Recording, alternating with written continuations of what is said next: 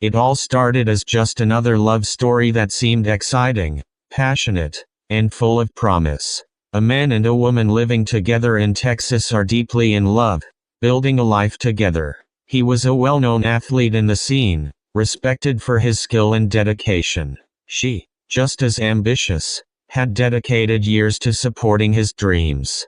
Their relationship is filled with a lot of happy moments. She had always been a bit intense, a little possessive, but that just meant she cared, right? That's what he thought. At first, everything was perfect. They traveled together, spent late nights together happily, and dreamed of a future side by side. But over time, something shifted. She began to feel it. Distance. It wasn't anything obvious. No fights, no accusations. Just a quiet pull, like he was slipping away from her one moment at a time. At first, she ignored it. He's just stressed from training, she told herself. Athletes push their bodies and minds to the limit. Maybe he just needs space. But as the days passed, the feeling only got worse. She began to feel suspicious of her boyfriend, thinking he might actually be cheating. She started noticing the little things, how he was always on his phone, how his smiles didn't quite reach his eyes, how he suddenly seemed more interested in being out on the road than being home with her. Her paranoia grew. And then one night, when he was asleep beside her, she couldn't resist any longer. She reached for his phone. She told herself she wouldn't snoop, just a quick check, just to put her mind at ease. But as she scrolled, her breath caught in her throat. There she was, the woman from his past. She stared at the name, her fingers frozen over the screen. She knew exactly who this woman was, his ex, the one before her, the one he had loved, maybe even more than he had ever loved her. At first, the messages seemed innocent. Just old friends catching up. Casual, right? But as she kept scrolling, her stomach twisted. They had seen each other. Recently. They had gone swimming together. Shared drinks. Laughed. Suddenly, all the fears she had tried to push away came crashing down. Her mind raced. Was he cheating? Was he thinking about leaving her? Was he lying every time he said, "I love you"? The texts didn't confirm anything outright, but that didn't matter. The possibility was enough. Jealousy has a way of festering, of turning the tiniest spark into a full-blown inferno. She wasn't going to let this happen. She refused to be replaced. From that night on, something changed inside her. She became obsessed. She checked his phone whenever she could.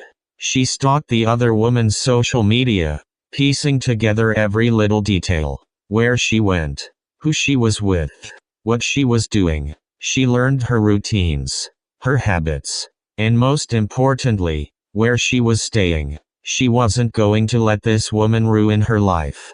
She had worked too hard, loved too much, and invested too many years into this relationship to let it slip away. And if she couldn't have him, then no one could. Every time she thought about her, where she was, what she was doing, whether she was with him. And then, one night, she made a decision. She wasn't going to warn her. She was going to eliminate her. The night was warm. The kind of night where the world feels quiet, like it's holding its breath. Inside a small Austin apartment, the young cyclist sat alone. She had no idea she was being watched. She had just come back from an evening out. Maybe she was scrolling through her phone, checking messages, unwinding after a long day. Outside, someone was waiting. A car had pulled up. Inside, the driver sat gripping the wheel, breathing heavily. She had thought about this moment for weeks. Imagined every scenario and thought about backing out.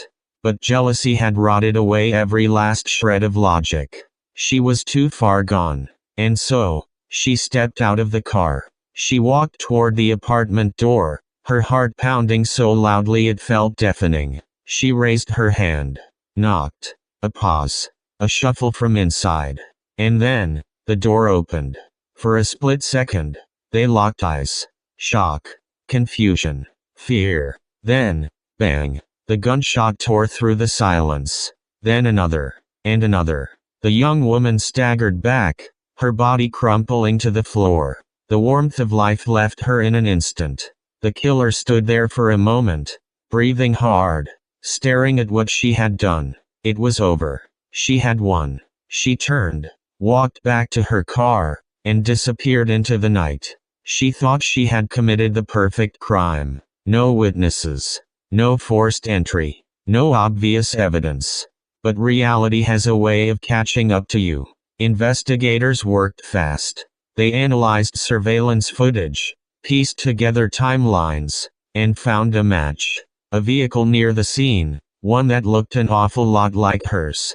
GPS records placed her in the area. And when did the police start asking questions? She ran away. First, she sold her car. Then, she ditched her phone. She didn't just skip town, she left the country. For weeks, she vanished. While the world obsessed over the case, she was already in Costa Rica, blending into the tropical paradise.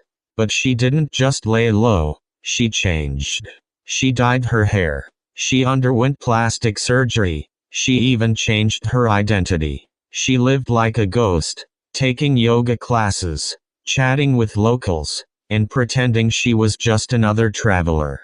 But no matter how much she changed her face, there was one thing she couldn't erase: her past. And when U.S. Marshals finally tracked her down, they wasted no time. One moment, she was sipping coffee on a sunny day. The next, she was in handcuffs and taken to jail where she awaits trial. One day, while in jail, she called out to one of the officers, complaining about a leg injury and requesting to see a doctor.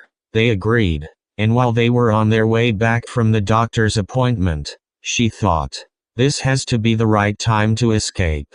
So she fled. She ran as fast as she could. The police officers ran after her. This goes on for about a mile. And when she thought she had finally gotten freedom, the officers caught up with her, cuffed her and took her back to jail. Finally, her trial date reaches and she was found guilty of second-degree murder and sentenced to 90 years in prison. The man she thought she was fighting for? He moved on. Because in the end, love built on control isn't love at all. It's obsession. And obsession can turn deadly.